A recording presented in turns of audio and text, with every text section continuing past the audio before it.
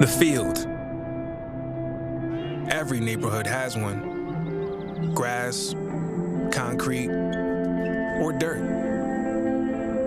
The stage is the same. The rules, unwavering. And the goals, beautiful. It goes in! Improbable scenes! It's where the dream begins to achieve the ultimate victory. The underdogs have prevailed once again! One cup, open to all. There is a celebration in Orlando. Now, America's oldest soccer tournament is back. Oh, it's incredible! The field doesn't care if you're a pro or trying to be one. It only asks, how bad do you want it? It's unbelievable! The Lamar Hunt U.S. Open Cup.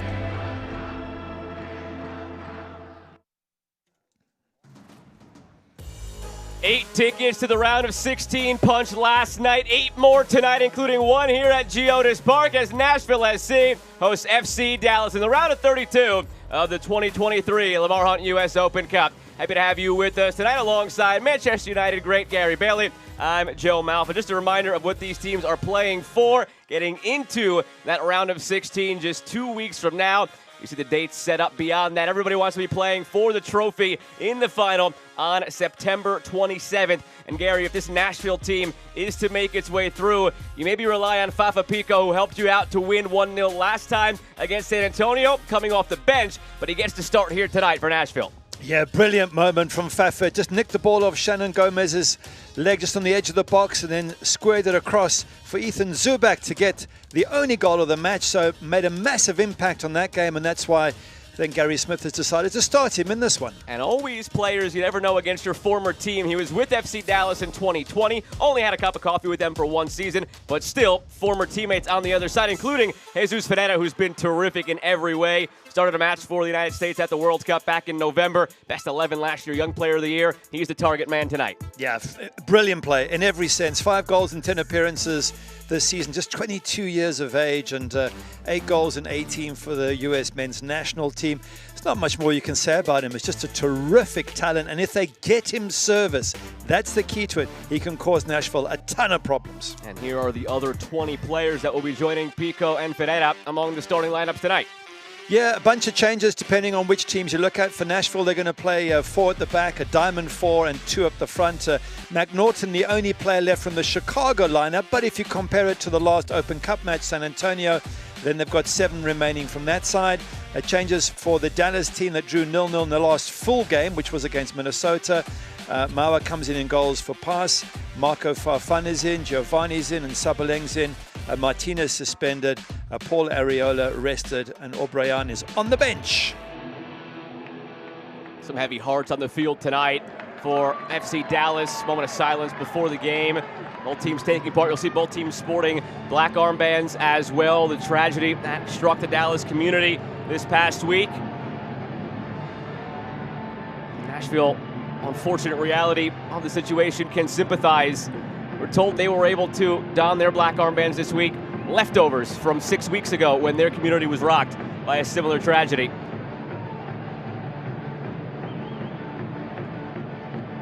Dallas honored victims tonight. Hope to support the community in any way they can. Chatting with Nico Estevez ahead of this game. They were excited to get out there and provide some hope for the community, and here we go. It's Dallas in the red from left to right. Nashville in the yellow from right to left. We're underway at Geodis Park.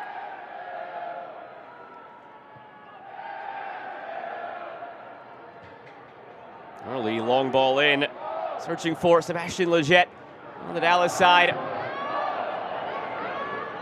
The back line shifting a bit here for Nashville as compared to what we've typically seen from them. Part of that is resting some players here in the Open Cup. The other aspect of that is starting to get Lucas McNaughton more into the fold. Was just acquired on April 25th in a trade with Toronto.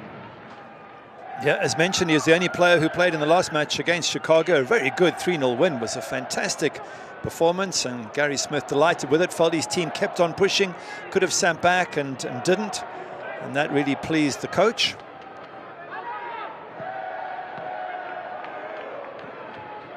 Zubak plays it back for Davis, and Zubak scored the winner for Nashville in their 1-0 victory over San Antonio in the last round. He's done a good job in this tournament on this field. Go back to last year, he scored the winner in extra time against Atlanta and won 3-2 to advance. All the way to the quarterfinal last year, Nashville. Deepest run they ever made as a club. It was their first time in Open Cup as an MLS side. Also 2 Open Cup appearances from their days in USL Championship. And through it all, in their USL days and their MLS days, they've been outstanding on their home grounds. It's a home ground that has shifted throughout the years until Geodis Park opened last May. But all-time 6 wins and a draw in Open Cup at home between USL Championship and MLS. And the one draw did turn out to be a shootout loss.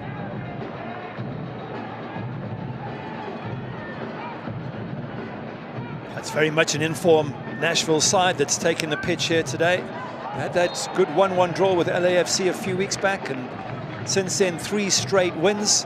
Got a +8 goal difference. That's second in the East behind New England's +9. So they really look the real deal at the moment. And it's going to be a tough ask, you would think, for FC Dallas to come here and get a result. That's what the Cup's always about. You don't know. There's all sorts of possibilities. And Dallas have a good Cup record, having won it twice. So they will come here believing that they can do something. But it's going to take a good performance, especially when you think that the strength of Nashville's bench with the likes of Hani Mukhtar ready to come on if needed. Dallas won it back in 1997, formerly as the Dallas Burn, and then again in 2016 after the name change and logo change and rebrand to FC Dallas. Twice all time. Also twice the runners-up, 2005, 2007. Good history in this tournament overall. Nico Estevez, well aware of it, only in his second year as the head coach. But he walks around the facilities, sees everything plastered about their Open Cup success, about their MLS success. Anytime there's a chance to win a trophy, they need to put their best foot forward. That's the intent for this club, for these fans with such a rich history. And there's no difference in that endeavor in this tournament here tonight. Just chatting to Gary Smith and asking what he felt about Dallas. He says they're always playing a 4-3-3. Well, we were given the lineup beforehand. They suggested they're playing 3 at the back, which would be a first for them, because they've been a very dogged 4-3-3 side, but we'll keep an eye on that shape as the match goes on. But he says, you know, about a couple of excellent games against them last year. He said there's a lot of understanding and appreciation of what Dallas bring to the pitch. 7th meeting all time between these clubs, first time in US Open Cup. 3 wins for Nashville, 2 wins for Dallas, and 1 draw. Last time these teams met, it was on this field August 22nd of last year. A 4-0 win for Nashville. Hani Mukhtar had a brace. Jacob Schaffelberg also scored a goal. Both of those players on the bench, if need be. And a common theme, Gary, that you and I have heard from every coach we've had a chance to talk to in this tournament, in terms of the MLS coaches, at least I should say, there's a heavy emphasis on those substitutions. Coaches will say games in this Open Cup are won and lost based on the changes you make around the 60-minute mark, and Nashville can influence the game in such a big way if they bring on a Mukhtar tonight. Absolutely, they can. I think one of the main reasons, obviously, is it's generally a mixed team that managers put out. They give a few fringe players a chance, maybe the odd youngster. It's a perfect ground or sort of competition to do that. And if you then take those fringe players off and bring on your superstars, then of course it does influence the match massively. But coaches on both sides saying that they're excited to see those fringe players perform, see if they can, you know, raise their hand and say, hey coach, you know, I need to be a regular starter, not just someone who sits on the bench. Ethan Zubak is a terrific example of that. Scored the goal to win it against San Antonio, and this past weekend in the 3-0 victory over Chicago Fire. Harry Smith pointed to a moment where Zubak was wide open in the box and should have shouted to Hani Mukhtar for a pass, but as you quite rightly put when you and I were talking ahead of this match, probably don't want to yell at the MVP who's scored at a record clip for Nashville. Yeah, he scored a hat-trick in that match against Chicago. You don't really scream at the guy who's just banged in 3 goals for you. But he was open, and he was open when Fafa Pico set him up for the winner against San Antonio. Did all the hard work, and Ethan Zubak didn't have a difficult job tucking it into the back of the net, but he was in the right place at the right time. And that's what Gary Smith will want from his striker today. Here is McNaughton, and Washington was very active up and down the wing in that victory over San Antonio. All the way back now for Elliot Panico, who has in a way become their designated Open Cup goalkeeper, and more so than some of the other positions. This is a great chance in this tournament to shine for backup keepers. There's only one goalkeeper position, as you well know, and it's tough to crack that if the person ahead of you has that job on lockdown. Panico made a few big saves in the victory over San Antonio. A couple of counterattacks San Antonio had. Could have very easily potted one or two.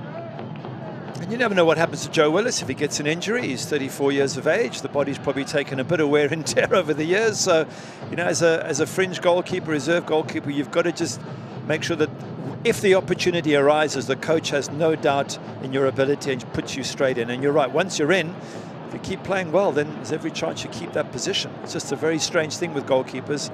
As you said, you're either in or you're out.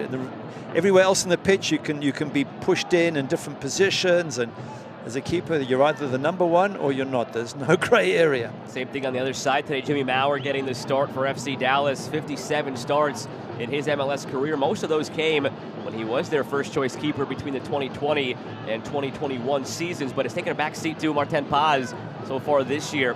Maurer yet to appear this MLS season. This is his first appearance of 23. It slipped through here. Sabalang unable to get it past Bauer. Good defending, nice ball slipped into a really dangerous area, and Sabalang nearly gets on the end of it. Good defensive work from the Nashville lads at the back. Tiki Sabalang, one of those players looking to make the most of this opportunity. Just 6 appearances off the bench this season. His first career start for FC Dallas came last year in the Open Cup. It's another start here tonight in this tournament. He did just play 21 minutes against NYCFC, and in that time he had an assist for Martinez's goal, so he did have an impact in that one game in Sabalang. So no doubt his coach is saying, well, let's give you a bit more time and see what you can do. Here is Maurer along for Giovanni Jesus. Anunga. Leal back from injury now for Nashville. Slipping it through, Pico. Back for Leal. 26-year-old from Costa Rica, Randall Leal, was the club's Offensive Player of the Year in their inaugural 2020 season. Since taking a bit of a back seat to Hani Mukhtar. Hasn't everybody in this lineup? Does seem to be a four at the back for Dallas. Hard to tell this early, but Farfan at left back, Ibiaga and Giovanni as the centre backs, and Tomasi there as the right back. Pushing forward, I guess, in attack Tomasi, but in defense does seem to be the normal four. Washington for Anunga. Lost his balance, but still able to earn a corner out of it. First corner of the match for either side. Nico Estevez on the bench for FC Dallas. Has experience coaching in cup competitions, not only here in Open Cup, but also Copa del Rey over in Spain when he took over for Valencia for a little bit. There's a pressure job for you, being head coach at Valencia. That has obviously given him a bit of experience. Now is to be the regular head coach for Dallas.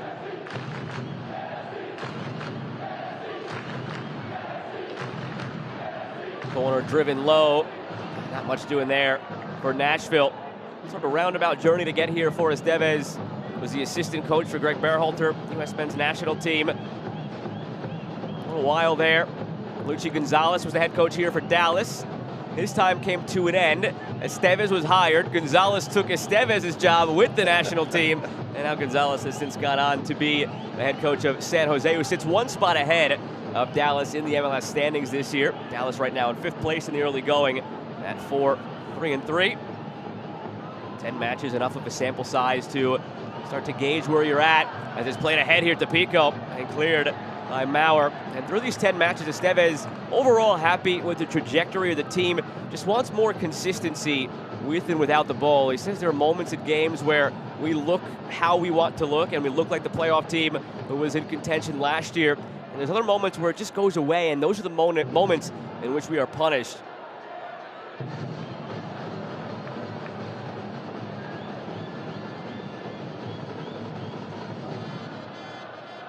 Tomakal back. Farfan. Sabalang. Pamacol.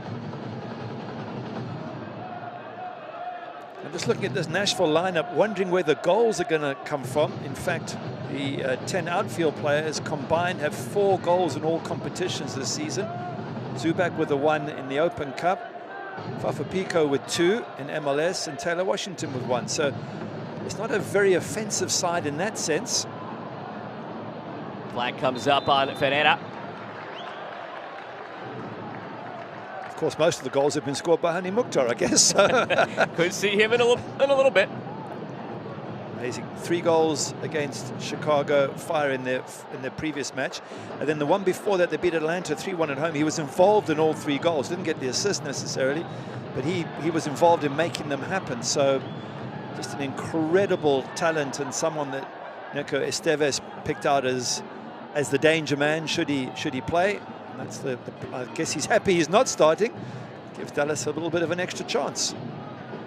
Unlike their game against San Antonio, however, he is available. He is on the bench. Much deeper bench of their typical first-teamers, Nashville, this time around, as compared to the last round. Give and go here in the middle between Leggett and Ferreira. Intercepted in the end by Gregus. Nifty turn on the far side. Good strong turn. Zubac leads the charge. Looking for support. Had Leal located in the middle. That ball stayed in after the tackle. Zubac tried to play it off for a corner. No deflection. Out for a goal kick.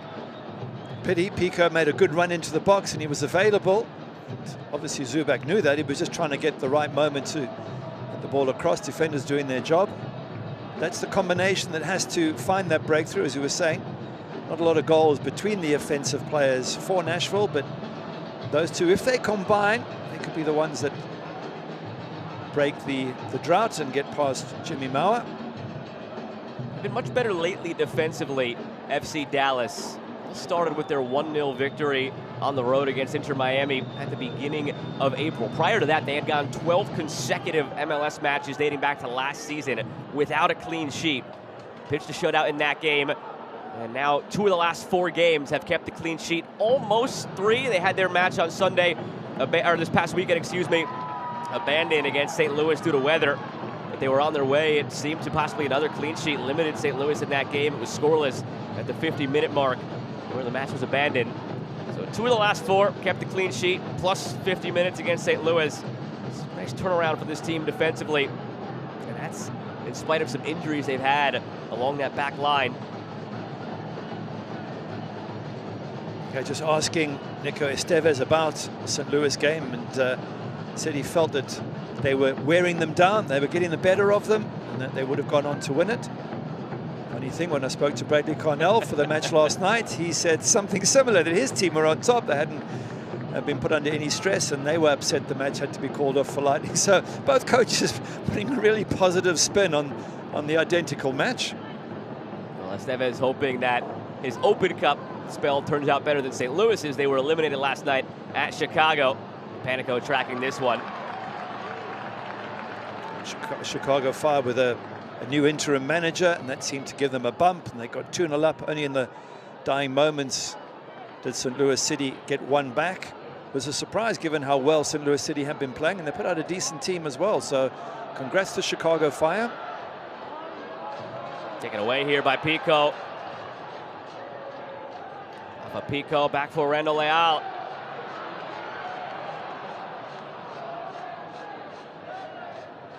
Gathered by Leggett. Pamacol feeds to Masi.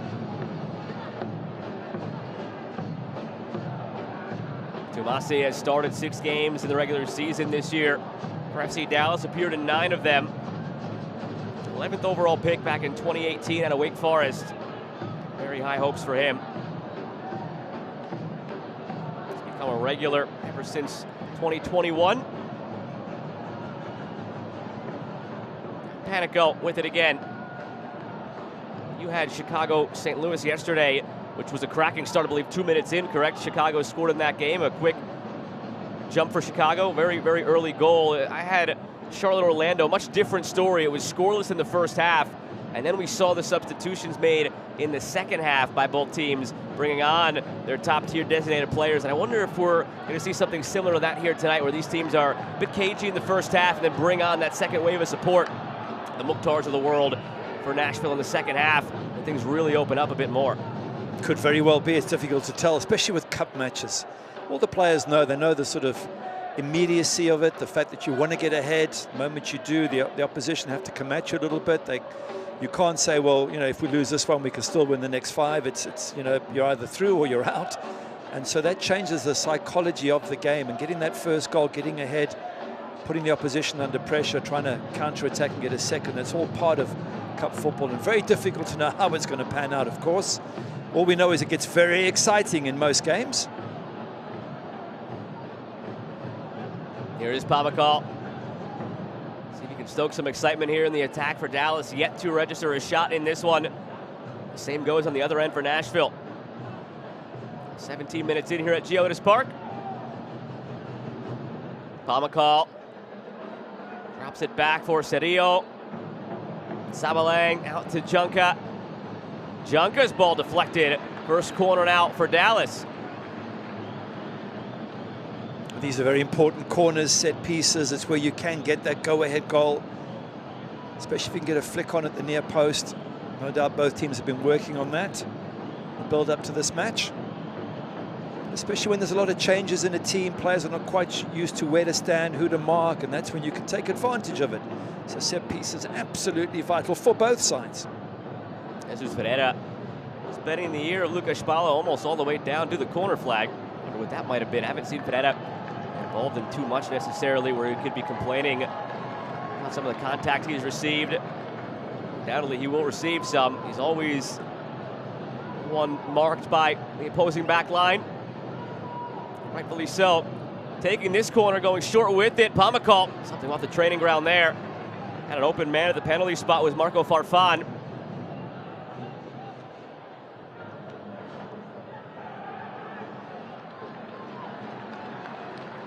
That was tough for those players in the box, because they were waiting for the ball. It got blocked. They came out, they made another run in. That got blocked. So these poor players in the box were running in and out, trying to avoid the offside trap and yet trying to make the runs, and no service came. Very frustrating. I love the idea of the short corner, but sometimes it's just better to get it in the mix. You're then guaranteed giving your players something to go for. When you try something new, yeah, it can work, but if it doesn't, wasted opportunity of a set piece.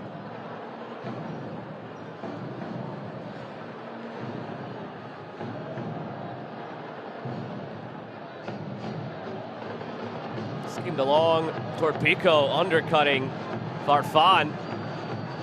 Arm stretched out wide from Ibeaga, hoping for a foul call there as his center back partner was down, and seeing some concern from Pico, waving the trainers of Dallas on as Farfan is holding his shoulder, and now Spala calls for him as well. It's never a good sign when the opposing player who committed the foul is concerned to that level and waving your trainers on. He lands there awkwardly on that right shoulder, and you come down from quite a height. No nastiness, of course, from Pico. He's just going for the ball and just sort of slightly gets under Farfan's body, but it's a long way to fall. As you say, it feels like that right shoulder has taken a bit of a knock. Farfan has started 10 games this year. A regular in MLS, going all the way back to his Portland days in 2017. Was acquired last February in a straight swap with LAFC for Ryan Hollingshead. Just had 1 year with LAFC after his 4 seasons in Portland. He seems to be okay. Sorry, he seems to be okay and back on his feet. I was going to say the same thing you were. Now looks okay, back to his feet. All right. I'm pleased we're on the same page. He did get the assist for the Bernard goal against Salt Lake in the 2-1 win. So that's his only assist, but a useful one nonetheless. That was the lone game in this recent run of play for FC Dallas where they let their guard down defensively. It's been such a good defensive turnaround with those couple of clean sheets and with a performance in which they allowed 1 goal mixed in there, but 3 on that night. Now it's Pico who's doubled over.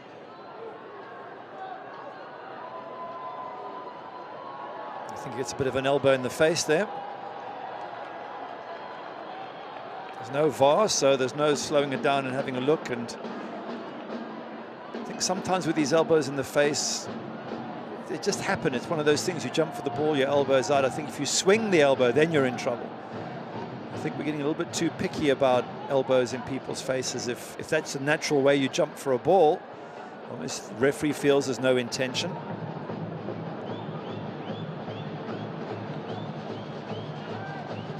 Jesus. Hasn't been much build-up play from Dallas.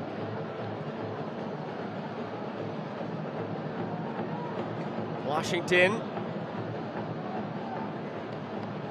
Bauer to Lawrence White. Nashville have kept it on the deck, playing through the lines. Dallas, each time they've got it, looking long for the likes of Leggett. Ferreira hasn't come off yet. There's McNaughton to Washington. And all the way for Panico. Washington just raising his hands as if to say, nobody's making a run for me, nobody's looking for the ball. See if they can find someone up front. Gets another chance here. Promptly gives it away. Scores through for Leggett. Battling Anunga. Sebastian Leggett tries to spin through. Anunga wins it. Give it away in the midfield here by Nashville. Pamacol going at the back line. Pamacol shot blocked. It was a risky ball played across the center of the field there by Nashville. Taking risks when you don't need to take risks. Turnover ball 10 yards outside your box, and in the end they did well to block Pamacol, but you don't want to be giving the ball away there. I'd rather knock it long and forward than take the risk. See, there's the ball. Doesn't quite reach Jan Gregus. Good defending still from Nashville. Harry Smith warned against that in our conversation ahead of this one as he looks on. Trademark of this Dallas team in that 4-3-3 is that high press. Make life difficult for you in your own half. And make sure not to succumb to it. Be smart with the ball. They were not very smart with it there. Live to tell the tale for the time being.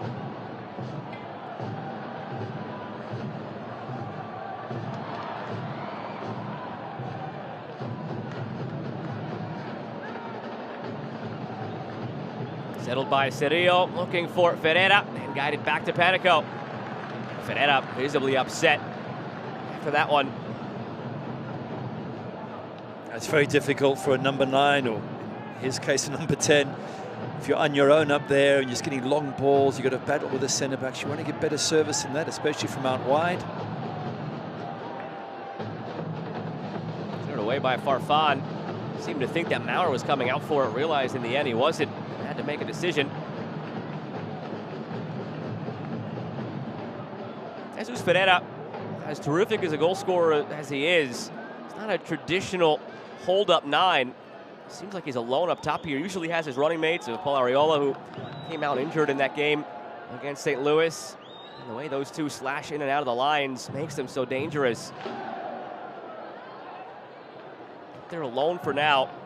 Leggett playing underneath. That's a partnership FC Dallas wants to see materialize a bit more and produce a bit more going forward. Leggett acquired last August from New England Revolution. That's a case of Estevez trying to bring in as many players as he was familiar with from his time with the U.S. men's national team. Paul Arriola, Jesus Ferreira, Axton Pamacol in the fold as well. Paul Arriola, Sebastian Leggett. These players were in the program while Estevez was the assistant coach.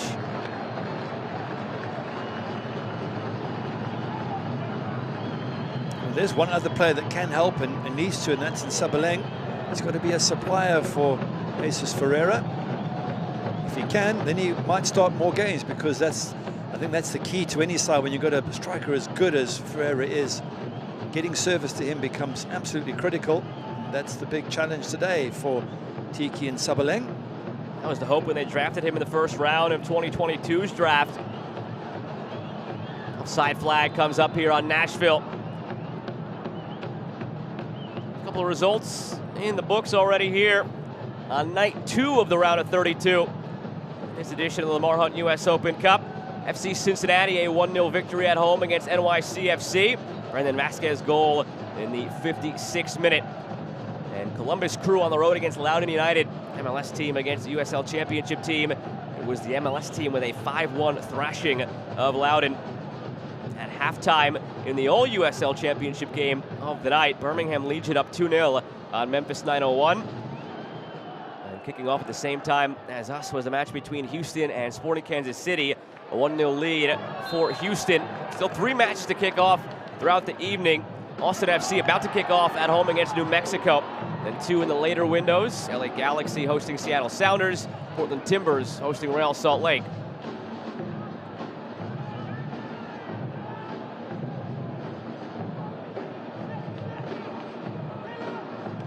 Washington rolls it ahead for Anunga. He's taken down. The free kick on the way for Nashville.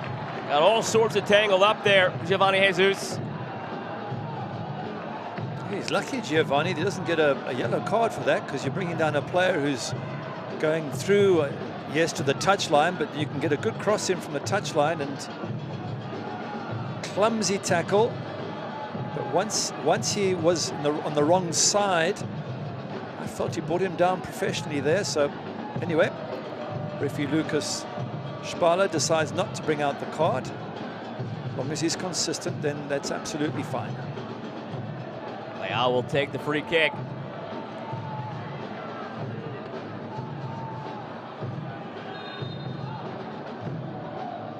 Leal drives it in. Low line drive from the penalty spot. Dispatched by Dallas.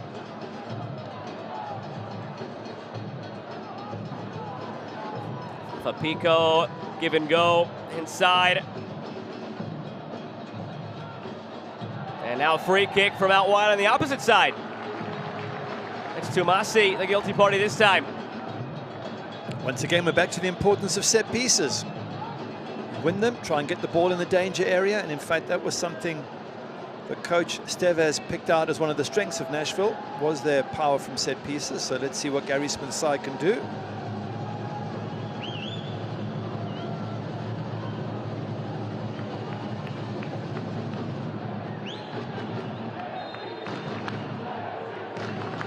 Leal again, headed away by Ferreira. To Leal. Pamakal fronts him out for a throw.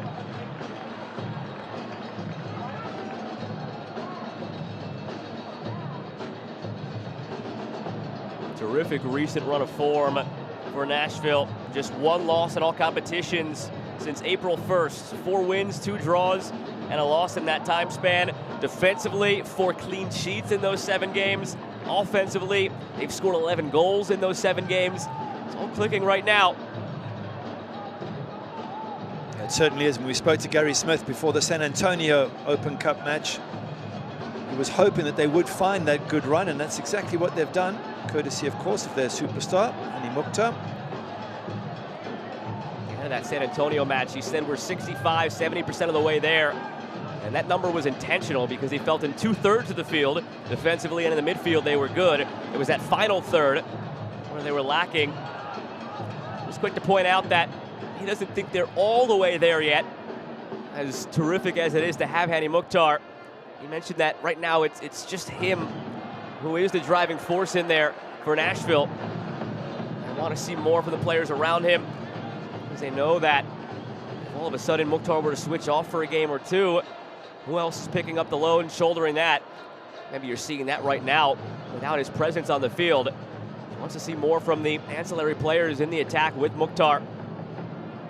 Give him that reassurance that this is more of a trend, more of an upward trajectory rather than an anomaly. These last 2 wins, 3-1 and 3-0 over Atlanta and Chicago respectively. Exactly, and of course it's injury to Hani Mukhtar that's the most likely reason to keep him out. In his 11 matches, 6 goals and 4 assists. That is phenomenal. There is one other player on the bench, Jacob Schaffelberg, who's done quite well in recent games, got 3 goals, and his runs through the center of the opposition box. I've seen him brought down for a penalty and seen him score a couple himself. Fafa Pico's got a 2 goals, but really it has been all about Hani Mukhtar, and there's a huge reliance on him. And every coach will have sleepless nights if your reliance is on one player only. Every time he gets tackled in training, the coach ages an extra year. It'd be hard-pressed to find a player around the league who contributes more to his team's overall goal output, whether it's assists or goals. And Sabalang plays it wide here for Junka. They were not on the same page, and that's out for a goal kick. Frustrated body language of Jesus Ferreira up front. When you're a player as good as him, all you want is service into the box. You can show your skills. Yes, you might not get past your defenders, you might not score past the keeper, but you want to be getting involved and being tested and showing the crowd what you can do. He hasn't had much chance to do that so far, as Jesus Ferreira.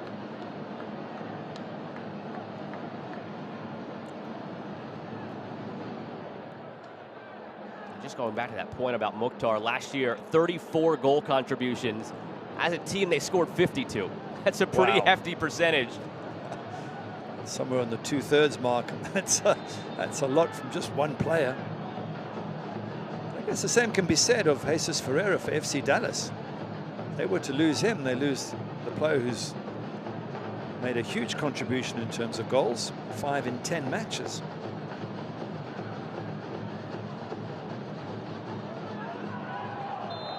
Foul called against Pico, unhappy with it.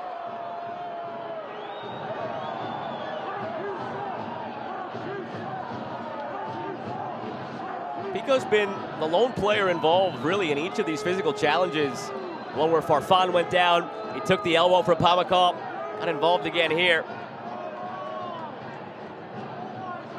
Let's have a look at it again. He's a feisty player, Fafa Pico. I think he's just saying he went for the ball and won it fair and square, which I've got sympathy. Let's have a look at it again. If anything, he gets kicked, so I can understand his frustration. But again, referees don't get to see it in slow-mo, and even in slow-mo, I'm not 100% sure. Once again, we have to support referee Lucas Spala and say they get to call it instantaneously. They're not going to get it everyone 100% right. They do a hell of a job under the circumstances. And that's just part of Fafa Pico's game. Again, going back to that San Antonio match, that's exactly how he turned it into the winning goal on the assist to Zubak. A similar play to just that. Hustled back, took it off of Shannon Gomez. Down Zubak for the tap-in. Speaking of Zubak, he hasn't really been involved so far in this one. They haven't found the service or their target man up top. If anything, there he is now. He's a little bit deeper as he's searching for the ball. He needs to push up and be the point of the spear. Instead, he's coming back and doing a lot of hard work.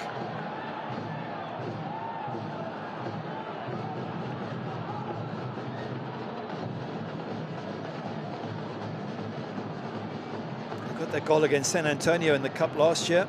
I mean, this year, sorry, he got the one against Atlanta last year. So the Cup is his thing, so to speak. He's probably equally frustrated on the one end as Jesus Ferreira is on the other. There are certain players, the Cup just suits them. You look on the Dallas side, Sam Junka last year, he was with Houston, came over in the offseason to Dallas. Didn't play much in the regular season for Houston. Hasn't really had a ton of exposure in the MLS in the regular season in his career. But 3 starts, all 3 of Houston's games last year in the Open Cup. Scored a goal, supplied an assist. And now again in the Open Cup here. This time for Dallas. Only 5 appearances on the season. Players who, as you said earlier, Gary, take advantage of the opportunities here presented by the Open Cup. Try to give the coaches more to think about. You never know when you get used. You might not get used next week, but if you impress the coach, it might be 2-3 weeks' time, a month's time when there's an injury, and if you've done well enough in these Cup matches, you're the name that can go in. And even if players need a rest, because right now the MLS's schedule is very condensed with Leagues Cup looming and the Gold Cup looming. These teams right now in the middle of a very difficult month. Leal looks for a goal here, but puts it well wide. Nashville has 4 matches over the next 17 days, which would become 5 matches if they advance past tonight, with the next round coming in 2 weeks. On the other side, Dallas 5 matches over the next 21 days, which becomes 6 if they advance past tonight. Liel's shot way wide, and it's not hit cleanly. You can see how many times it bobbles along the ground. But your point's a very good one, is that coaches feel a lot more comfortable when they have a large squad that's playing well. It's competition for those who are in the first team. There's options off the bench.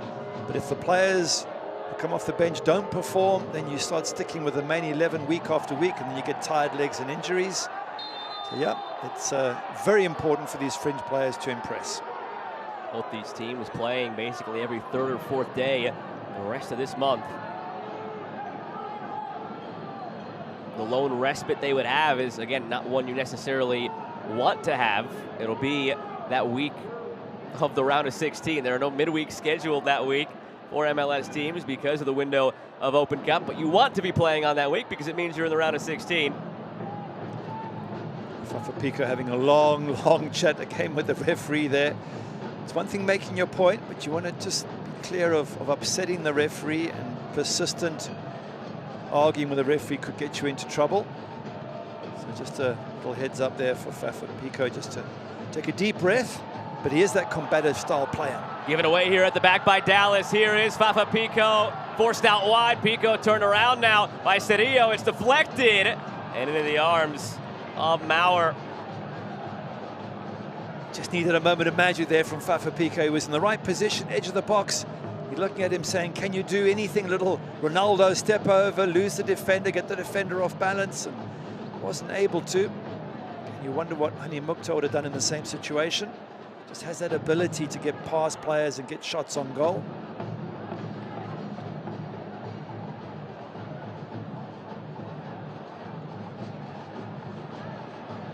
Keep an eye on that as the game goes along. Playing around the back line for Dallas. Again, they've shifted on that back line, different personnel in because of injuries, because of a red card from last year's edition of the tournament.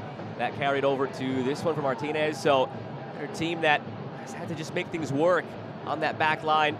Miscommunication led to that giveaway. And near opportunity for Nashville, which again is how they scored the lone goal in their 1-0 win over San Antonio last round.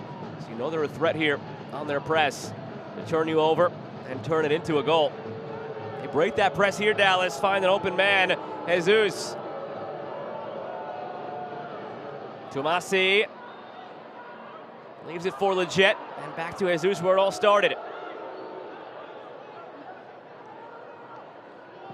Leggett across for Pamakal.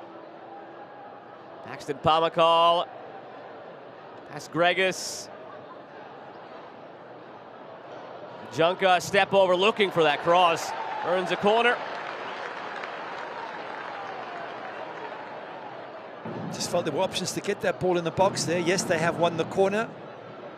But Junka maybe could have got something in a bit earlier.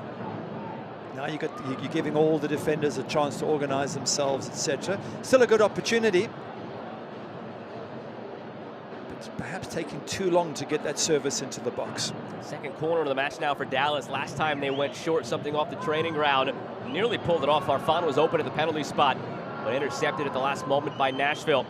Pineda looks poised to go direct this time, and he does. Swings it in. Loose in the middle, nobody there. All the way to the backside. Where it's recovered by Ibeaga.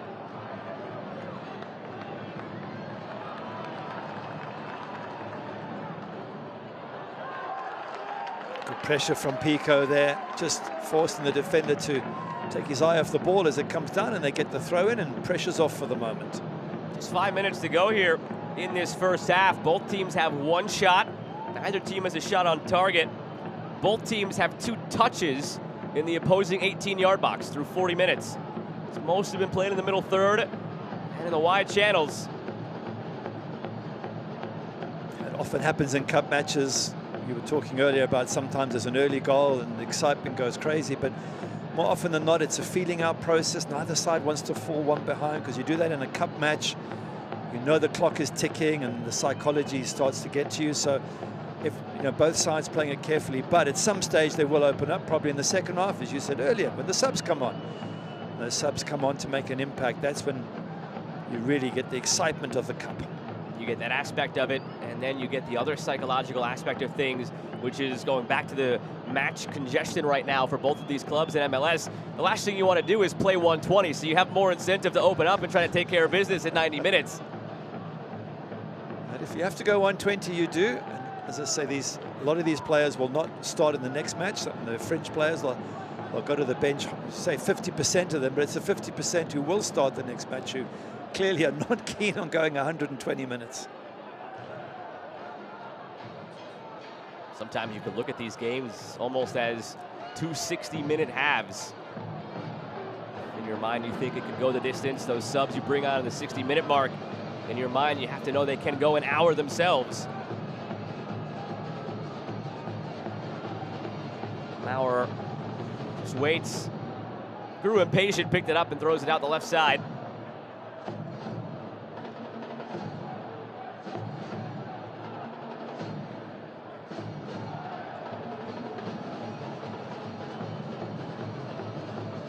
Nashville have been the aggressors when they've had the ball. They do have 31 final third entries compared to Dallas's 12.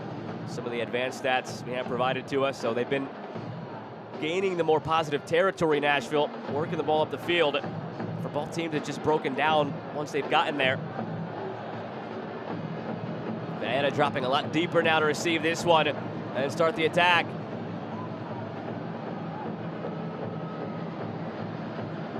Ibeaga, Cirillo, back and forth they go.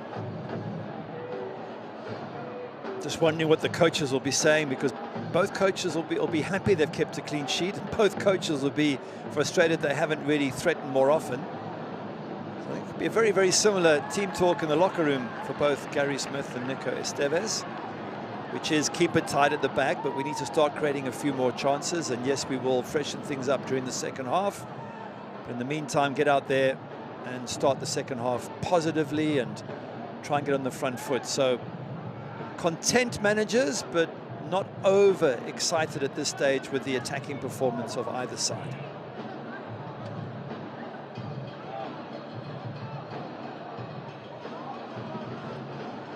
Based on the personnel on the bench, Nashville can impact the game offensively in a more positive way you'd expect. On the Dallas side, we have Alan Velasco, Javier O'Brien, Kundo Quignon, three names that really stick out.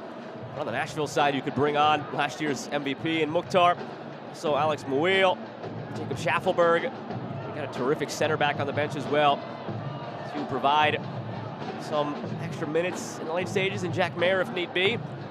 Or a guy to bring on to shield off a lead. Something you have to be cognizant of in a cup match. Whose bench looks better, at least on paper. Edge goes to Nashville in that regard tonight. Oh, absolutely it does. And Hani Mukhtar is the majority of that advantage. And the moment he comes on, Dallas are going to have a problem. Which is why, yes, 0-0 at halftime is good for FC Dallas, but they want to try and get ahead early in that second half, if they can, knowing that those big guns are going to come on at some stage. Then at least you've got a lead to defend.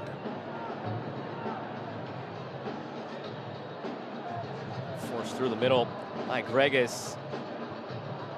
Ricochets back for Nashville. All the way again to Panico. He's had to touch the ball more playing with his feet from his back line than he has for FC Dallas tonight. I guess the same could be said on the other end from Maurer. Anunga back and forth with Pico. Washington. Taylor Washington into Pico. Pereira comes back to take it off of Leal. Ibeaga to Farfan. Only 1 minute of stoppage time here in half number one as we've reached 45 on the clock. Ibeaga not happy there with Anunga's tackle. Had a few words to say to Anunga as he passed by.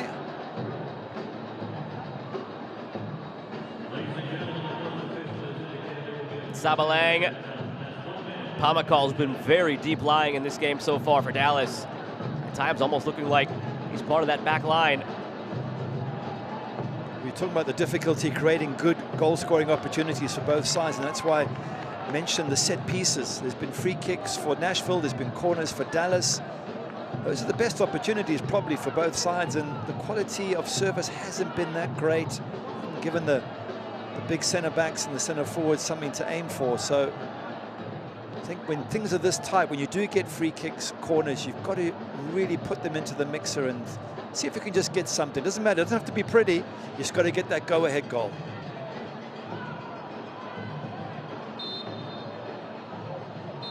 And there is the whistle to end the half. It's not one they'll be talking about decades from now.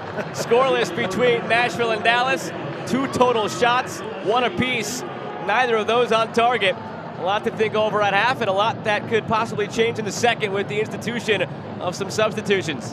Yeah, a little bit of a football chess match first half, but I can assure you it's going to almost certainly come to life in the second half. Both teams have to come forward, they have to make changes.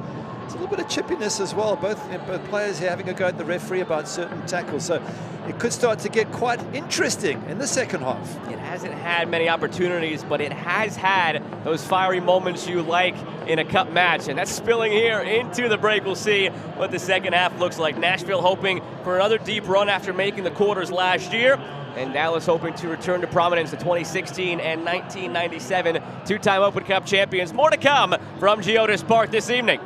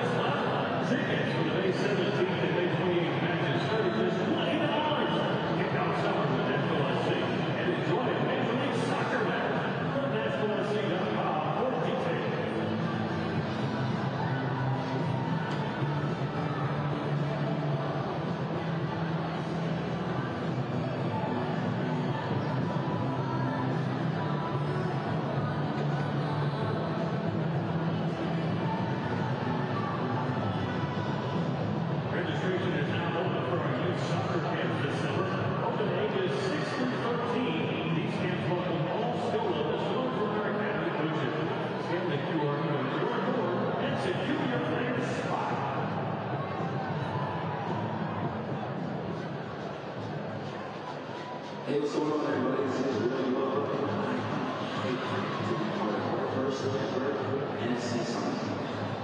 Make sure you come out and kick it with us this summer. We're running out here from 9 a.m. to noon, Monday through Thursday, only for 2 weeks. Make sure you sign up.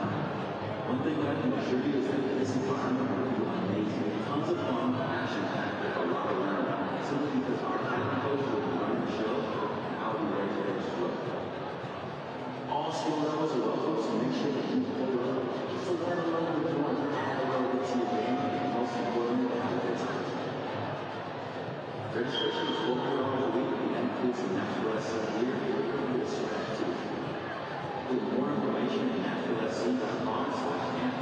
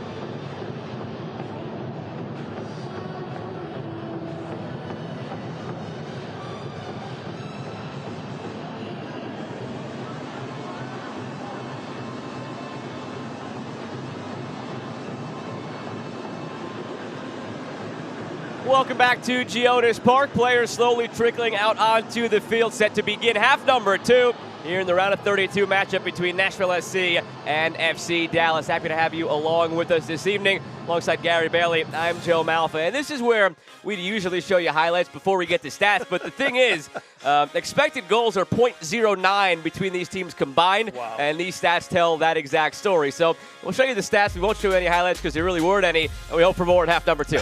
We certainly do hope for more. Yeah, it's been, you can use all the classical phrases. It's been a chess match. It's been tactical. They've been cagey. It's all those things combined, but really it hasn't been much entertainment yet for the fans. But like all cup matches, or almost all, it really gets going in the second half. It sort of heads towards the 90th minute. Teams that are behind have to throw everything, have to throw caution to the wind and throw everything forward. So it promises to be a good second half. It certainly should be a better one than the first half. And we do see a couple of changes here to begin this half.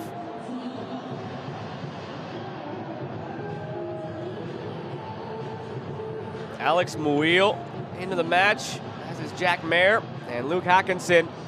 Get you those official subs in just a moment. So 3 changes right out of the gates for Gary Smith, hoping to spark some change as we're into half number 2. Nashville left to right in the yellow, FC Dallas right to left in the red and blue from Geodis Park on a beautiful evening here in Nashville.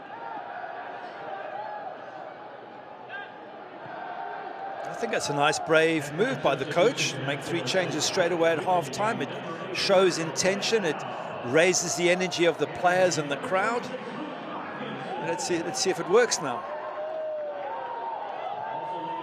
Played in, out wide, all the way through to Anunga.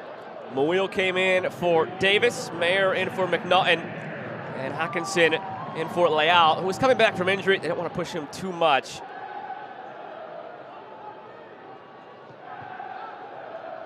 Well, still no sign yet of Hani Mukhtar or Jacob Schaffelberg. Those would be the 2 you think would make the biggest difference in terms of scoring a goal. And they're keeping them ready for later on in the second half, you would think. 2 subs remaining, those 2 on the bench, and don't forget, if we do head to extra time, both teams get an additional window and additional substitute. So we could yet see them.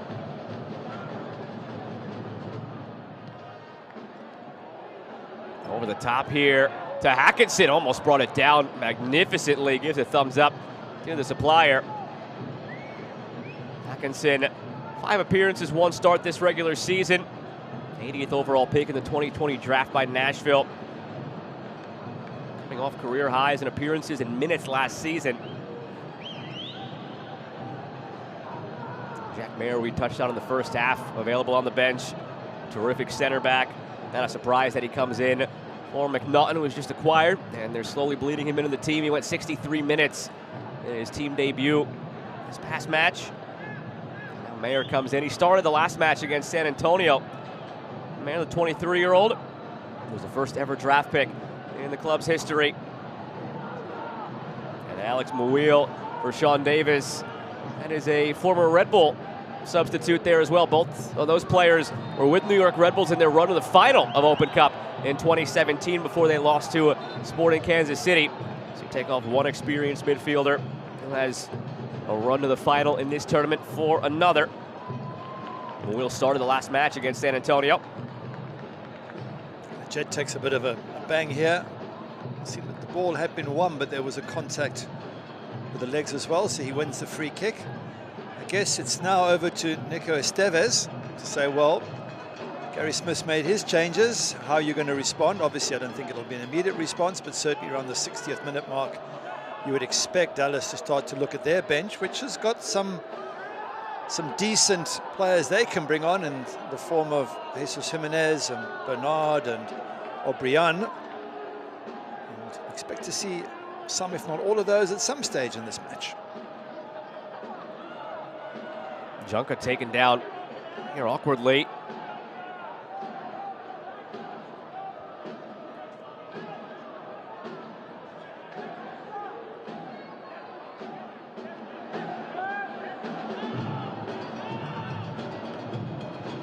So just a correction there, no Jimenez on the bench, getting overexcited for the Dallas fans.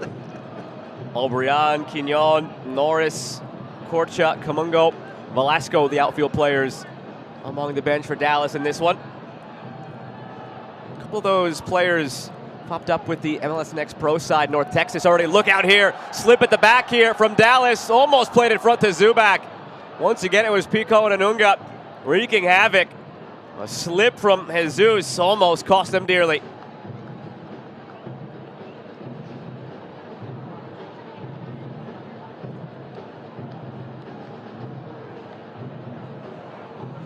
I wonder how long Estevez might wait here. See how the 3 changes from Gary Smith affect the complexion of the match. It's more so Muil and Hawkinson because on the back end, Mayer, like for like with McNaughton as far as the center backs go. So really those 2 changes in the midfield and going forward, Muil and Hawkinson. See what that brings to this match. Tumasi with it. Looking over the top here for Ferreira. Brought down well by Ferreira, but his second touch took it away. Junca owns the corner. He touched on it in the first half, Gary.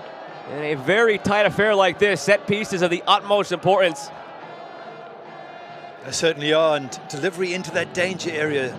So yeah, take it short, but let's have a decent. Once again, it's been time and time again with corners, and especially for Dallas, that they haven't got the ball into the danger area. I'm not sure why you need to play it short. Just get it into the mix, and let's see what happens. You traded a corner for a throw-in down near the corner flag. It's not ideal for FC Dallas there. From that throw into the jet, out to Tumasi. Looking for Ferreira, who was thinking about a bicycle kick if it made its way through. Unfortunately for him, and possibly us if it would have worked, it didn't make it all the way.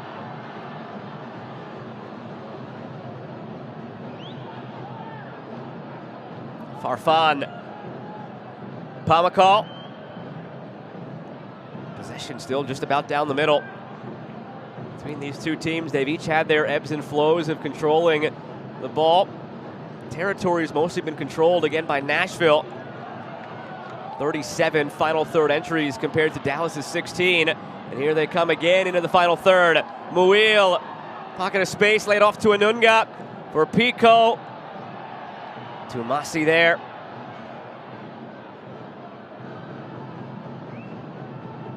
Tumasi forced back toward his own goal. Nowhere to go. Did well to avoid conceding the corner, but gave away possession. Pico drifts out for a throw.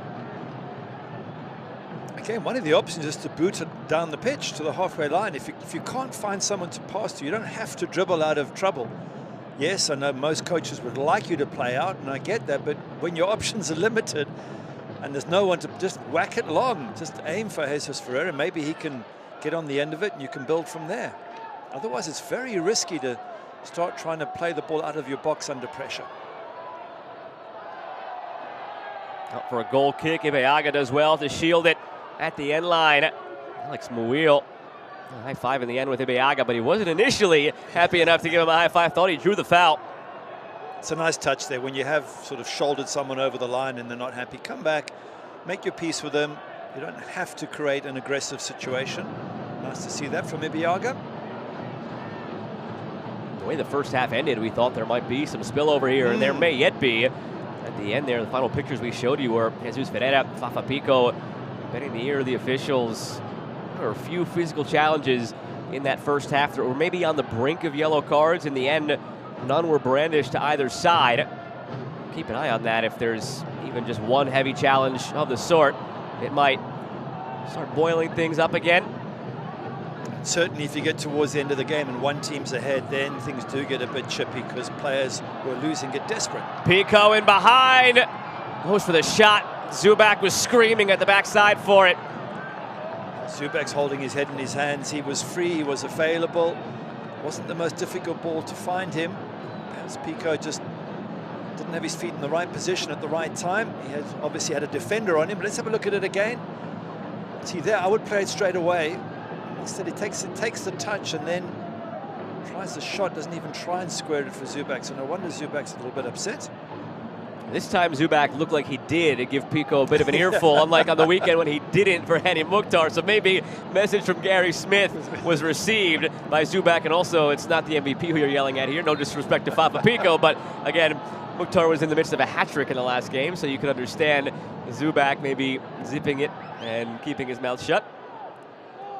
Yeah, but he made the run as well. I think as a striker, when you make the run that Zubak had made in the far post, you've put all that effort in to get into a position, and Fafa Pico can see you there and can put you in and chooses not to and has a shot instead. It's got to be so frustrating as a striker. Foul against Leggett.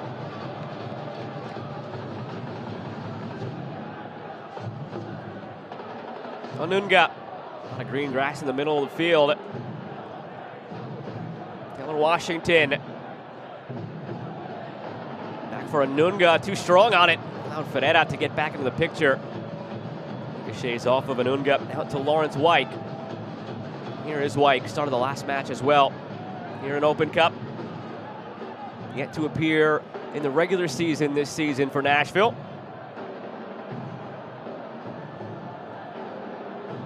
So far has spent a good chunk of his time with their MLS Next Pro affiliate, Huntsville City FC. Fans, you can dive deeper into the thrills and drama of the Lamar Hunt U.S. Open Cup. Join the conversation on Twitter and Instagram at Open Cup and on Facebook at Official Open Cup.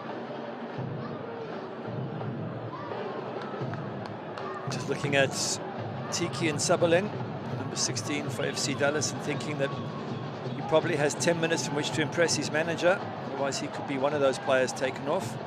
Just hasn't really impacted the game. He's worked hard. You can see he moves left to right. He's closing down, but not that anyone in attack has made that much of an impression for either side, to be honest. But the coach has to take somebody off of the Dallas lineup, and you do get the sense that Sabaleng could be one of those to be changed. Here's Tumasi. Tumasi looking for Ferreira.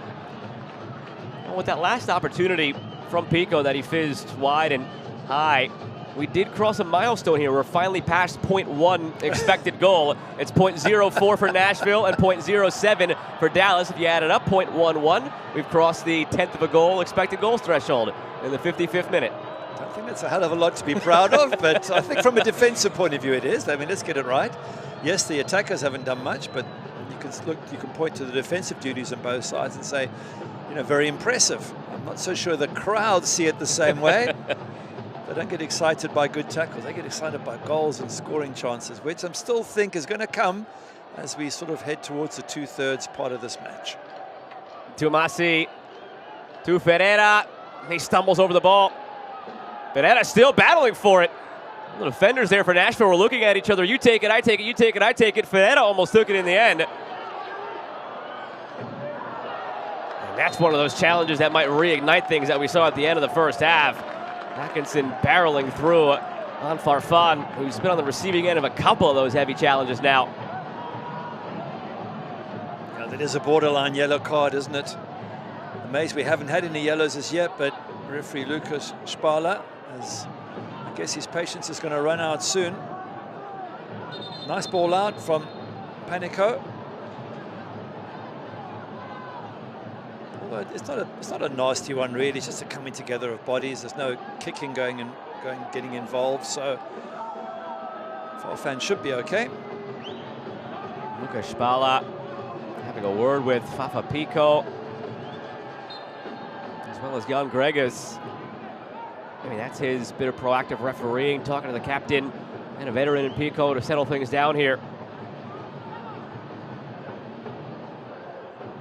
Gary Smith, very animated here, maneuvering players, chess pieces around the board. And again, as you mentioned it when we restarted this second half, Gary, that's what this has been, a chess match for nearly an hour now. Pico again unhappy with the call. Second time that he's felt he's won it clean. A very physical player in terms of the press. But this time he's walked away without arguing, and that's good. Well done, Fafa Pico. Just get on with it. Let your coaches argue on your behalf, but you stay out of it. Junka.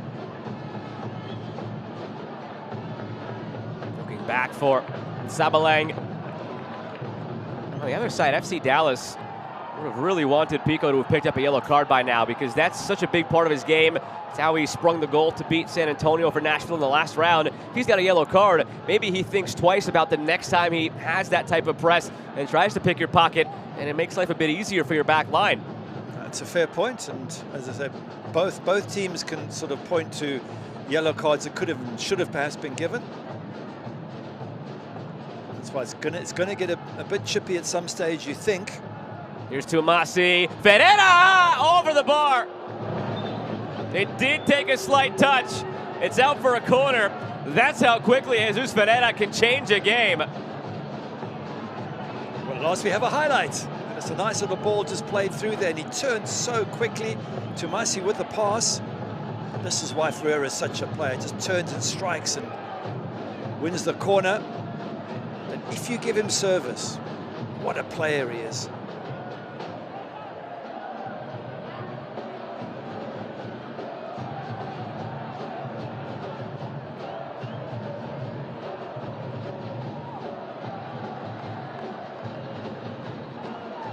Ferreira, direct from the corner, header right at Panico.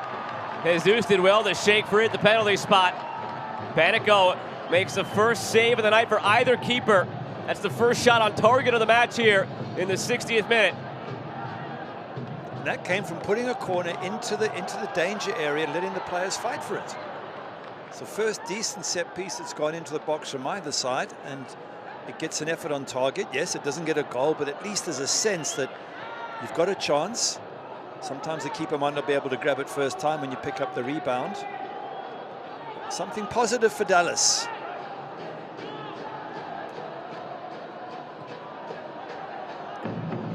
We're beyond the hour mark now at Geodis Park in Nashville, Tennessee. With Manchester United legend Gary Bailey, I'm Joe Malfa. Happy to have had you with us this evening. Round of 32 action here in the 2023 Lamar Hunt U.S. Open Cup.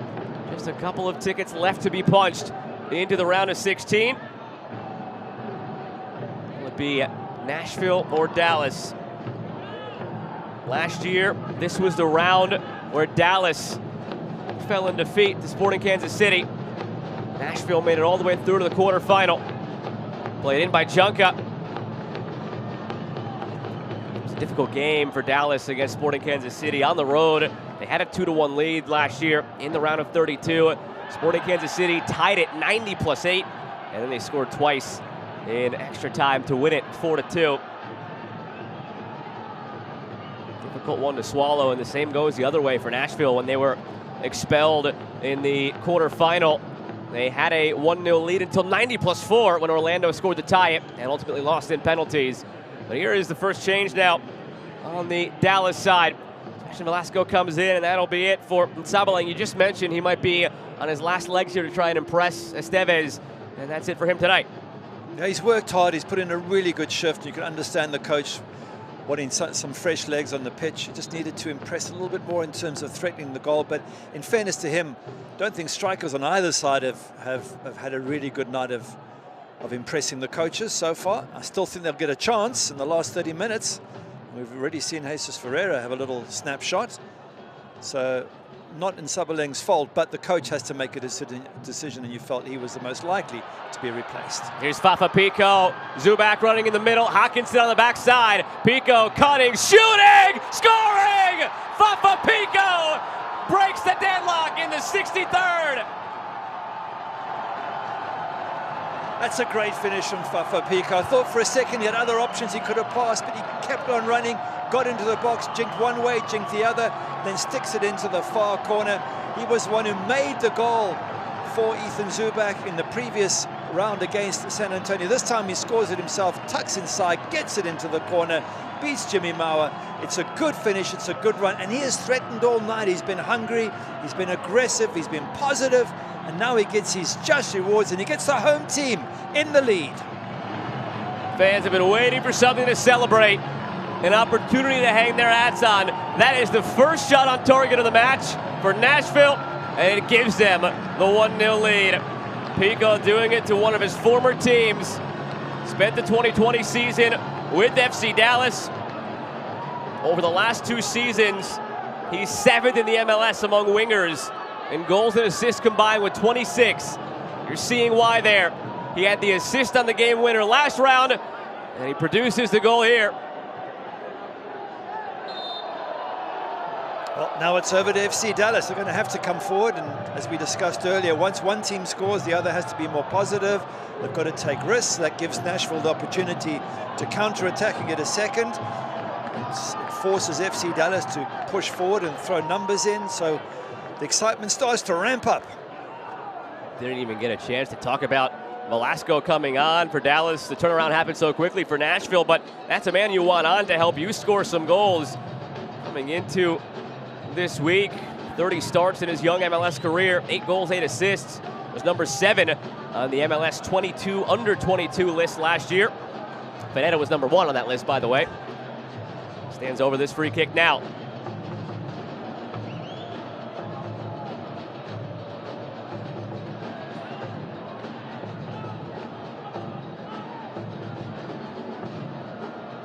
Even from that free kick, they don't go direct as you've been calling for. Pass back and forth a few times, only for that to be the end result. And you've thrown all these bodies forward. The referee's going to just bring it back. You throw all these bodies forward, you get them in the right position. Now look at them all traipsing back, and they have to get back into defensive positions. I just understand if you play it short and then you knock it in, but to knock it around and then eventually the ball that gets put in is not a good one. It must be very frustrating for the coaching staff, unless that's how they want them to do it. You can't see the benefit there. And especially when you're 1-0 down, I think you start to dispense with niceties and you go, right, let's just get it in the box. You might not win the ball, but you force the opposing defenders to try and head the ball, and they might just get it to the edge of the box. And so much can happen from sometimes just going straight and ugly. It does work. Hawkinson, step over, pushes it past Ibeaga. It's over everything. Out for a goal kick. Pico just pointing to the corner spot, as he does. Always looking for an advantage for Pico, but sort of player you want on your team.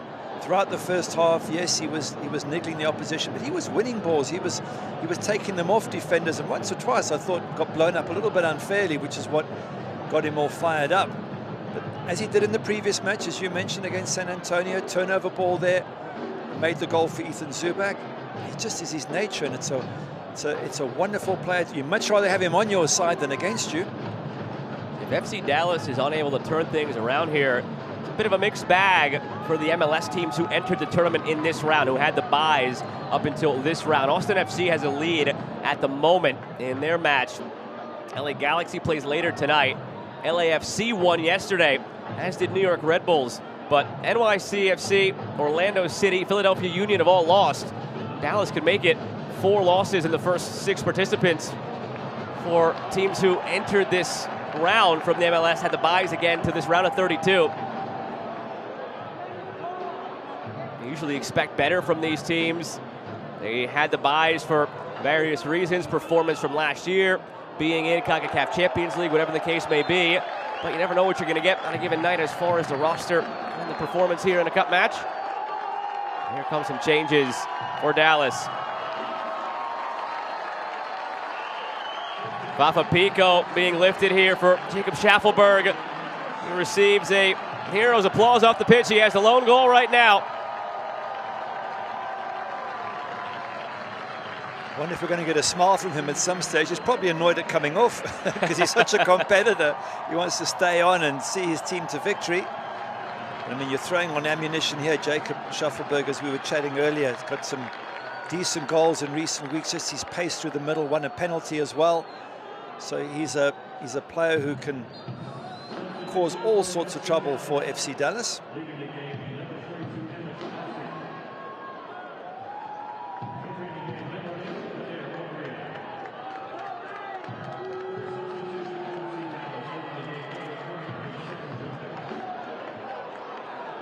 Couple of changes on the Dallas side. Junca out for Bernard Camungo.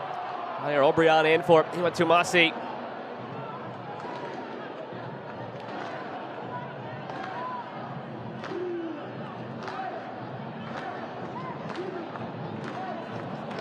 Cedillo. Legit back for Edwin Cedillo.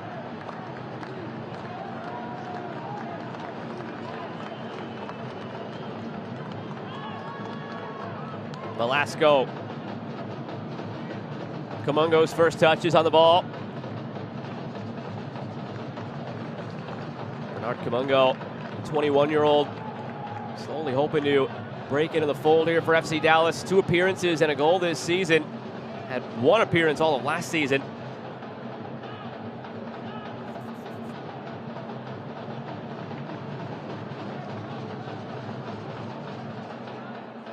Elsewhere, a 1-0 lead for Houston over Sporting Kansas City in the 66th minute.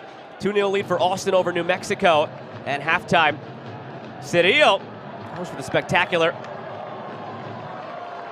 Well, if he had scored, it would have been spectacular because it's a long way out, nearly 30 yards out, trying to beat a goalkeeper who's 6'4" or 6'5" and Elliot Panico. Good luck doing that. And that's not where you want to get the goal from, I wouldn't have thought, FC Dallas. You've got enough good players in the box. The Velasco's, Ferreiras. You want to get balls wide and whipped in and give those talented strikers something to work with.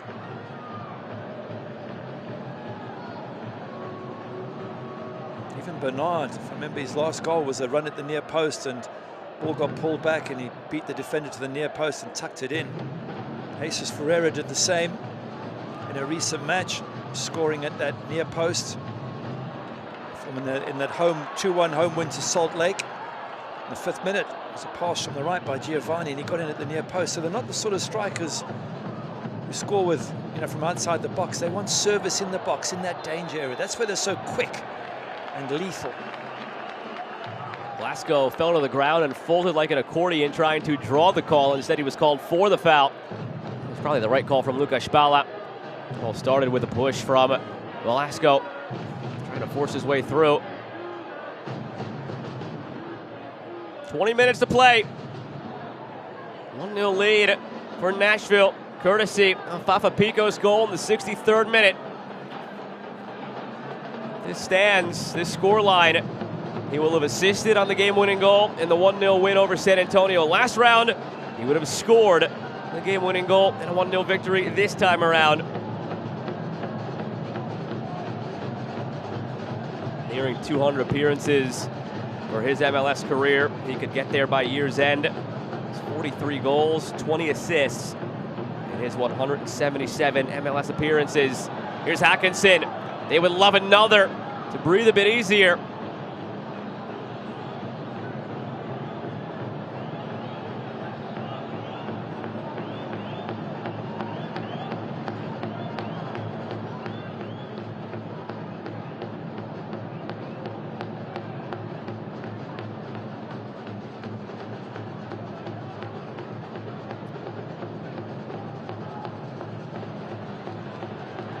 By Schaffelberg.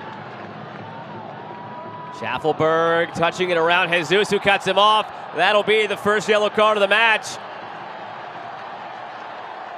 He's so quick, Schaffelberg, and they all know what danger he can be. Giovanni Jesus quite rightly gets the yellow card for stopping that run. If you just have a look at some of the goals that he's been involved with, he had a fantastic run and won the penalty against Chicago. He had a run with a finish against Atlanta United. When he gets going, he's extremely quick and powerful runner. There you go, he hits it and he fancies he's going to beat Giovanni, and Giovanni has to block him. And you can appeal as much as you want, but that's the professional foul. That's just stopping a player who you think is going to beat you, and that, in my opinion, is always worthy of a yellow card.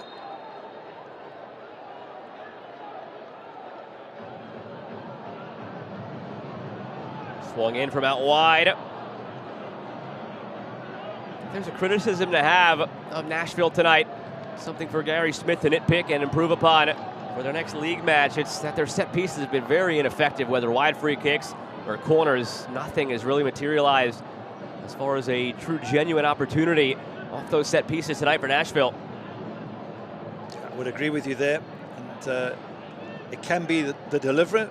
The deliverer, is that the right way of saying it? Not deliverance, the deliverer, the passer of the ball, who puts it in the wrong area, but it can also be the players in the box. You've got to spread, you've got to have someone near post, someone far post, someone in the middle. O'Brien chasing.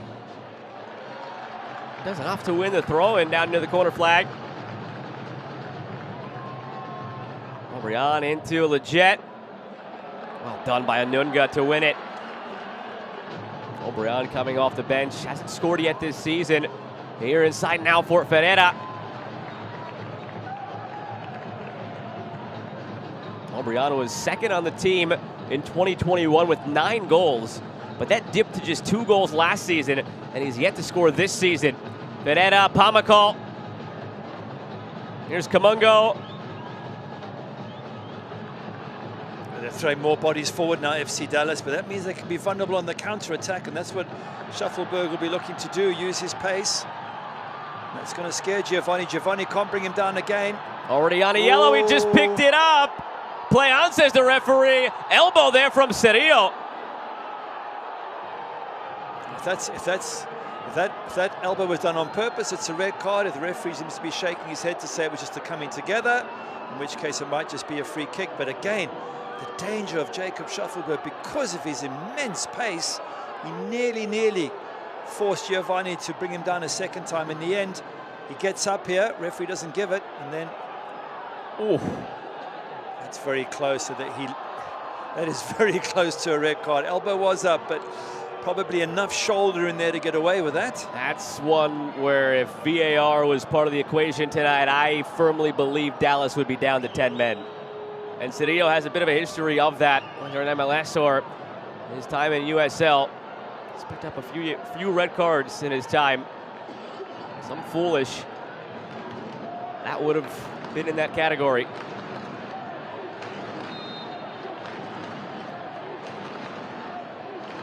Another set piece for Nashville. Another one that goes by the wayside. Onunga. Here's Wyke. Driven ball back post. It's in front. Slapped off the line and now in. No, offside flag comes up.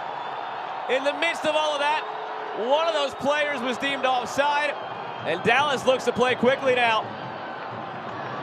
So sad for Josh Barrow. I think he was the one who headed in at the far post. He probably thought this was the winner, the clincher, and his moment of glory, and it's blown off. Muil cuts inside. Muil! That might be the clincher you were asking for. Alex Muil puts Nashville up 2-0. That's a brilliant strike from Alex Muil. You can see the hugs he's getting and the excitement and emotion of the players, but he's cracked that beautifully with his left foot, bent it past Jimmy Mawa, who had absolutely no chance whatsoever. It's a great strike, and you think at this stage of the match, that pretty much wraps it up. It would take a real comeback now from FC Dallas, but they just had a goal disallowed, and they kept that pressure on. Ball gets played out wide. He cuts in on this left foot of his, and when he lets rip, have a look at this. The bend, absolutely fantastic, with pace. Jimmy Mawa, no chance whatsoever. Defenders standing off him a little bit, if one's to be critical, giving him a bit too much space. When you give quality players space, they're going to hurt you. 27-year-old was acquired in the summer of 2020 from New York Red Bull. Has been with Nashville their entire existence here, just about in MLS. Over 200 appearances in his MLS career.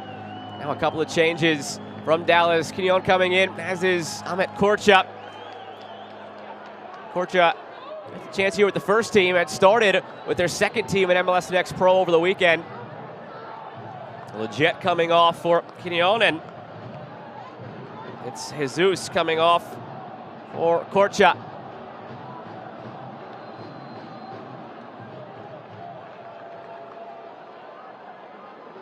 There's no point about being subtle now if you're FC Dallas. It's just, you've got to just throw everything forward here in an attempt to get firstly one goal back, and then the confidence will be up and you'll be able to look for the second. But it might mean taking some risks at the back, but you don't have any choice. It's a cup match. Loser goes home.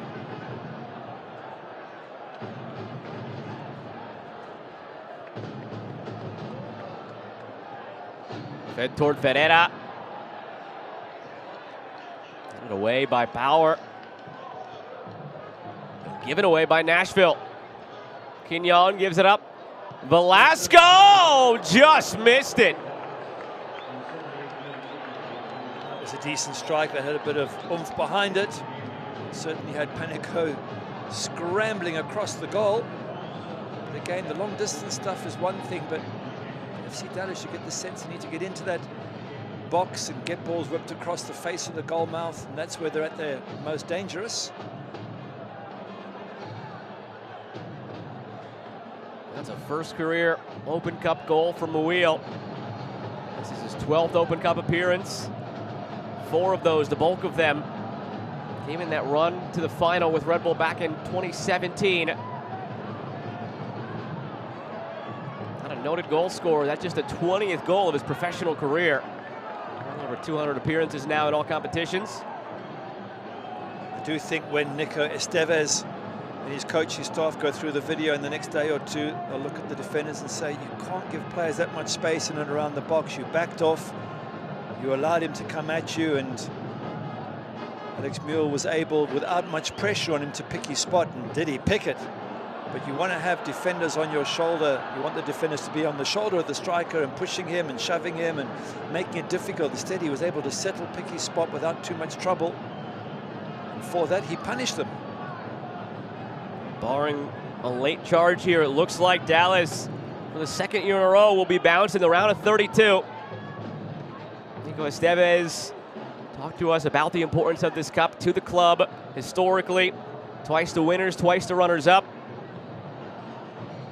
One of the foundation franchises of MLS back to the days of Dallas Burn, and throughout the years they've led the charge in terms of having a terrific academy setup that has produced players to Europe, to the U.S. men's national team. Really one of the flag bearers in that regard. You're seeing more and more teams around the league, Philadelphia Union, San Jose Earthquakes, now joining in that development of players and sending of them abroad or fostering the talent to then supplement your first team. Really all started with Dallas. And part of that success tied to this tournament. So to see them ousted in back-to-back years at this stage, bit of a surprise. Up against a terrific side in Nashville. Well, it's a side that, if this result holds, it'll be their 4th win in a row, and that was following a good 1-1 draw against LAFC. So you could say that it's been a really good stretch for Gary Smith and company, and it'll give them a lot of confidence going into the next bunch of matches they have lined up. They've got DC United away, into Miami home, and the next round of the Cup if this result holds. 5,196 the official attendance tonight at Geodis Park. A bigger crowd on hand tonight than we saw last round against San Antonio. And if the draw is in their favor and they have another home game, you only expect that tally to rise as they go further and further into this tournament. Don't want to get too far ahead of ourselves, but if they can make it all the way to a final, and they have the luck on their side to host said final, they have one of the best full home field advantages this season for that game you mentioned against LAFC. Well over 30,000 fans, raucous environment, and a beautiful venue. Opened up last May.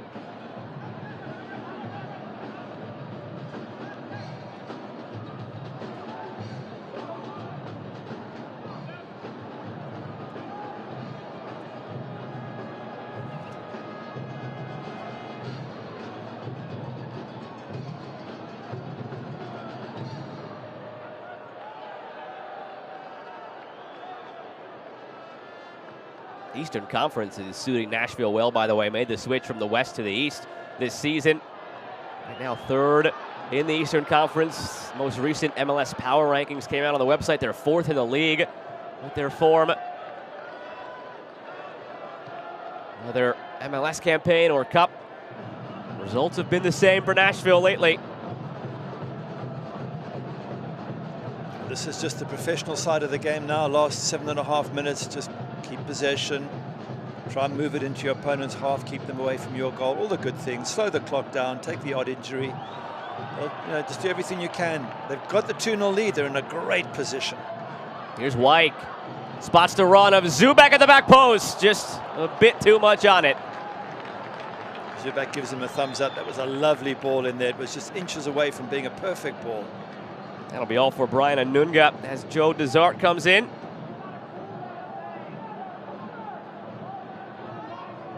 Telling him to take the nearest exit and to move quickly. He'll move at his pace, and the referee will deal with it. Sure, that's what they're saying now. He continues, Lucas Spallet, to usher him along. Alan Velasco trying to join the escort off the field. The referee just saying to Velasco, leave me to do the refereeing, you get on with the game. He was a sub in the previous match, Joe Desart, against San Antonio, so a repeat situation, and again, another little chance to show the coach what he's made of. And again, barring a drastic turn of events here, one of the under-the-radar silver linings of this evening for Gary Smith. Might have been a different story had it still been 0-0. Didn't have to use Hani Mukhtar, who's still sitting on the bench with such a congested stretch of games here in May. They have 4 matches over the next 17 days, Nashville, and that becomes 5. If they hold on to this, we'll play either May 23rd or 24th in the round of 16 of the Open Cup.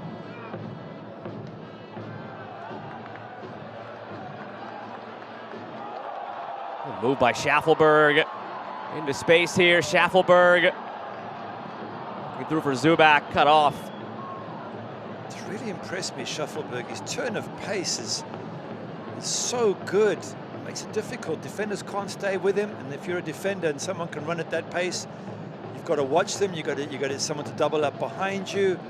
It's a real threat. Since he's come on the pitch, he's made a massive difference, threatening down that left-hand side on a couple of occasions, drawing a yellow card. Very impressive player, Jacob Schaffelberg. Here's Kamungo. 5 minutes to go. Can they steal one here late and put the pressure on Nashville? Fedetta was hoping for it. You saw that in your match yesterday between Chicago and St. Louis. St. Louis pulled one back late, but it was a little bit too late for them to muster up any sort of crack at the second equalizing goal. I think they equalized literally in the last minute of the game. Doesn't give them much time. Nico Estevez will be hoping that he can get one a bit sooner than that. If they get one in 86th, 87th minute, it just gives you a few minutes plus added time in which you can get back in the match. But if you're Nashville, obviously, you just want to keep possession, keep the scoreline as it is, know that you've got the extra goal to cover you in case something flies in the back of the net. Maybe you can put in a third here. Hawkinson lost his footing. Taken down. Throw coming. 2023 Lamar Hunt U.S. Open Cup ramps up over the coming weeks as the tournament's trophy comes into view. Tomorrow you can watch as the winning clubs face their fate in the round of 16 draw. See all the exciting matchups as they're made on the BR app or BR Football's YouTube channel at 2 p.m. Eastern.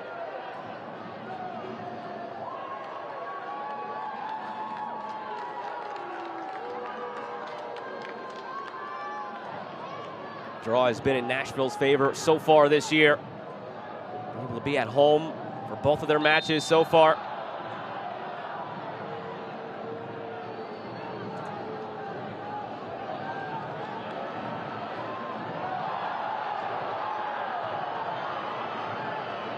Some more finals elsewhere. Earlier in the evening, 1-0 Cincinnati took down NYCFC. Columbus Crew beat Loudoun United 5-1. Birmingham Legion beat Memphis 901 by a 3-0 scoreline. It's another USL Championship team through to the next round. Velasco pressing at the back line here, finds Obrian and out for a corner. And elsewhere you've got Houston Dynamo clinging to a 1-0 lead over SKC in the final 5 minutes, but they're down a man. And Austin FC has a comfortable 2-0 lead at the hour mark over New Mexico United. Coming up at the 10:30 Eastern window, LA Galaxy hosting Seattle Sounders and Portland Timbers hosting Real Salt Lake to end the round of 32.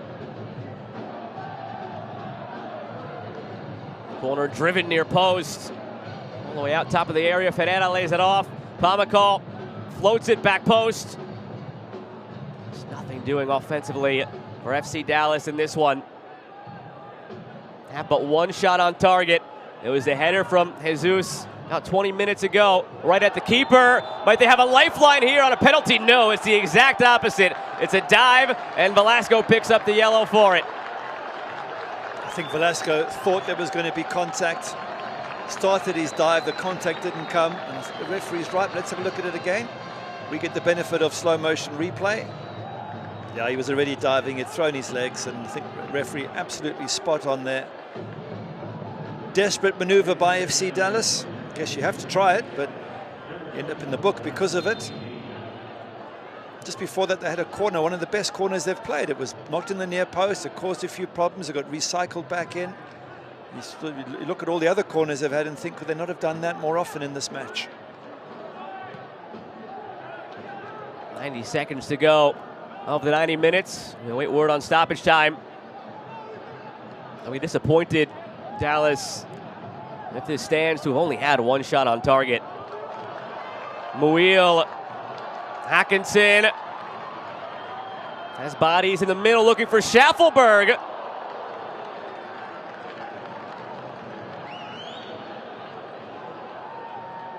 Okay, decent ball in. A nice little half opportunity for Nashville, who the second half have looked much, much better. They've created opportunities. Obviously, they have the 2 goals, but besides that, they've put decent ball in the box. They've been able to get wide. They've pressurized. There's been the occasional high press. Haven't seen much from FC Dallas throughout the entire match. I guess if we have a look at XG, it'll tell us something similar, but they just really haven't threatened Elliot Panico at all. I suppose if you're looking at XG, again, it's not necessarily an exact science, and both of the goals taken by Nashville were good strikes from edge of the area or just outside the area. FC Dallas, that's actually one category where they do have an edge, although it's nothing to write home about. They're at 0.26 XG for FC Dallas. It's 0.17 for Nashville. So they are edging them in that category, but again, just going with the eye test here, Nashville have looked the more dangerous side all evening long. And those 2 goals, similar in a way to well-struck strikes by Fafa Pico and Alex Muil. In both cases, the defenders not closing down to them, giving them that space and putting Jimmy Maurer in a tough spot to make the save. I can't quite believe that the XG for Nashville is less than FC Dallas. I don't know whoever's measuring that is watching the same game. I suppose, I mean, they only have 4 shots and 2 on target. A lot of their near opportunities have been crosses like the last one to Schaffelberg, where he was there ready for it, and it was instead flicked away on the back end by Ahmet Korcha. So a lot of near opportunities that didn't materialize, but they've always looked the more threatening side all night long. You know, it's interesting, besides XGs is chances. And I think if you look at chances, certainly Nashville have had way more chances than Dallas have had, and that might be a better measurement. Chance here to create a chance for Dallas. Panico comes out, takes it off the foot of Pamakal. Good save from the big goalkeeper. That's not easy. Just have to come and make himself nice and big and hope the ball hit him. Seems that either somebody was offside or there was some other infringement, but the goalkeeper's not to know that. One of the other stats that does jump out, we've touched on a bit, is final third entries, 56 to 37 for Nashville. They've been in that attacking third, generating these opportunities all night long.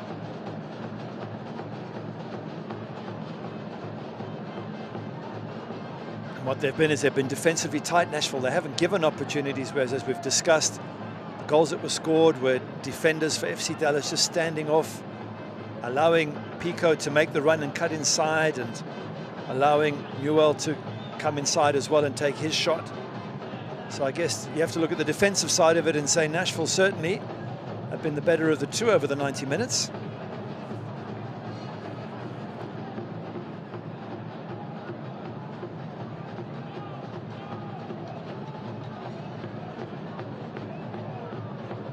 Velasco draws the corner. 2 minutes remaining. They'll need to score twice.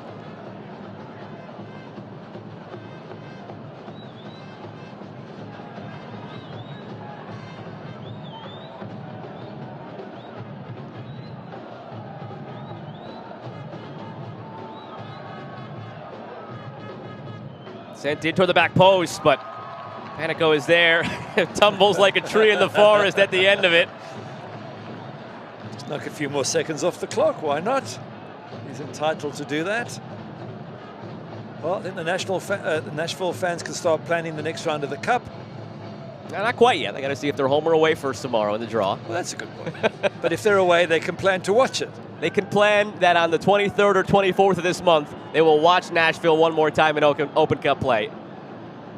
Whether it's in one of these seats at Geodis Park or in a local pub or on their couch is a different story. They'll find out tomorrow. Velasco, one last charge forward here for FC Dallas, fronted by Bauer.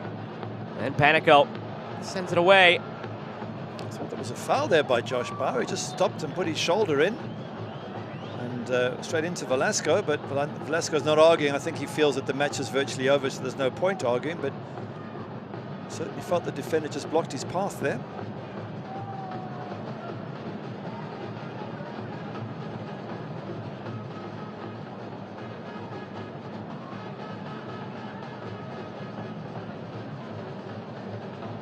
Good work from Nashville, just closing.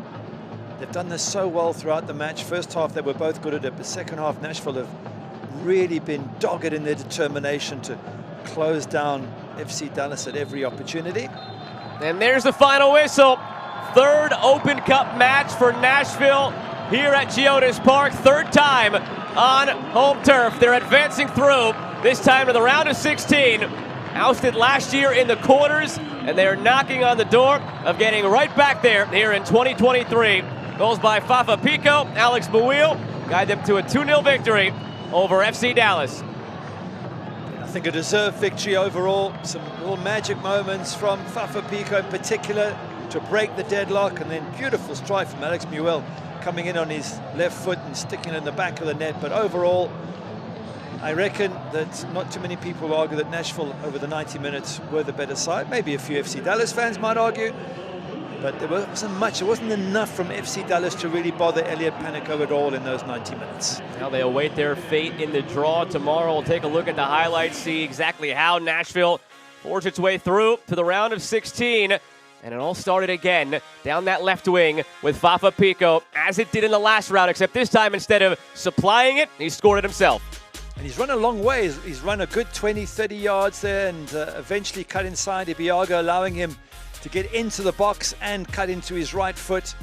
Wasn't that he was only to blame, but the defense have allowed a long run. And then again with Alex Mule, defender standing off, cuts inside, standing off. Eventually picks his spot and absolutely buries it. Wonderful strike. 2 excellent goals from Nashville.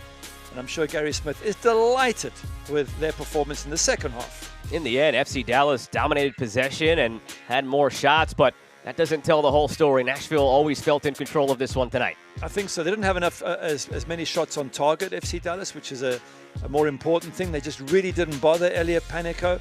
Chances certainly for me definitely fell to Nashville. There was more good balls in the box, more opportunities for strikers to finish. And look, it's back to the drawing board for Nico Estevez.